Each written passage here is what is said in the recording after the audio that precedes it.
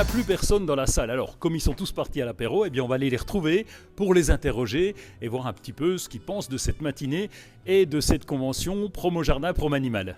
J'ai passé une bonne matinée en tout cas, donc c'était parfait, j'ai appris plein de choses, ça m'a mis à jour sur certaines données, j'ai bien aimé le mix jardin-animal simultané, c'est quelque chose qu'on n'avait pas forcément avant, et assez dynamique aussi, et la partie perspective, la deuxième avec Adrien, a été surprenante. Je suis venu pour m'intéresser au métier de la profession de la jardinerie, de l'animalerie, et surtout pour revoir des amis. Flavien Neuville est toujours au top, on va dire. Et puis, il donne des choses qui sont concrètes et qui sont intéressantes. Marc, alors pourquoi tu viens à Promo Jardin? Moi, pour manger les petits fours. Et autre chose? Coupé, on l'a refait. Une super matinée, on a eu une confirmation de chiffres qu'on attendait beaucoup. Donc ça, c'était très très intéressant de mieux connaître et d'avoir la confirmation de la dynamique du marché. En tout cas, c'est ce qu'on retient nous sur le marché de l'animalerie. J'ai beaucoup aimé la présentation des chiffres et surtout cette présentation accompagnée d'un peu de prospective à la suite, ce qui permet de nous projeter dans le temps avec comme base de travail les chiffres de l'année d'avant.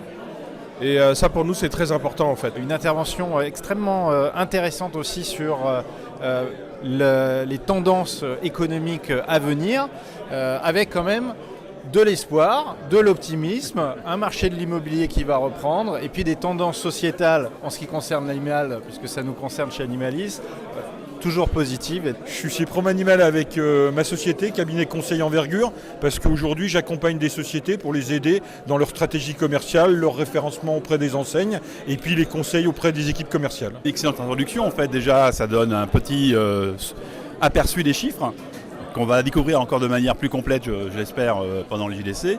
C'est aussi j'ai retenu un message en fait, c'est qu'il y avait une attente, enfin en tout cas le conseil c'était de remettre l'innovation pour le consommateur. C'est-à-dire qu'il fallait réenchanter le consommateur et de faire qu'il remette un acte d'achat et que ça passait par la nouveauté. Et où est-ce que trouve la nouveauté? Au JDC. Deux facteurs importants. Le premier, on part vers un monde vieillissant. Ce monde vieillissant n'a plus d'enfants. Donc, il s'entoure d'un animal de compagnie. Déjà. Bonne nouvelle. Bonne nouvelle. Eh bien, la matinée était riche d'enseignements, de chiffres évidemment, et de perspectives également d'évolution sur le marché du jardin et de l'animalerie. C'est tout en fait un ensemble qui fait que on peut arriver à se projeter différemment et surtout avoir une vision constructive de l'avenir sur le marché du jardin et de l'animalerie. Les jeunes veulent être pets-parents et prennent un chat ou un chien. Deuxième bonne nouvelle. Donc on devrait automatiquement augmenter les résultats de 2026, 2027 et 2028. L'intervention de Fabien Neuville, c'était carré, prospectif, mais assez concret. Deuxième coup de cœur, les analyses chiffrées de 2025 qui ressortent des études Promo Jardin, conformes à ce que je vis dans mon réseau. Et puis une partie un peu plus prospective sur la fin, un coup de cœur dans le sens où ça nous projette, ça nous invite à réfléchir et ça nous fait parfois revenir sur des concepts qu'on maîtrise un peu moins, mais qui somme toute vont driver l'avenir de nos commerces.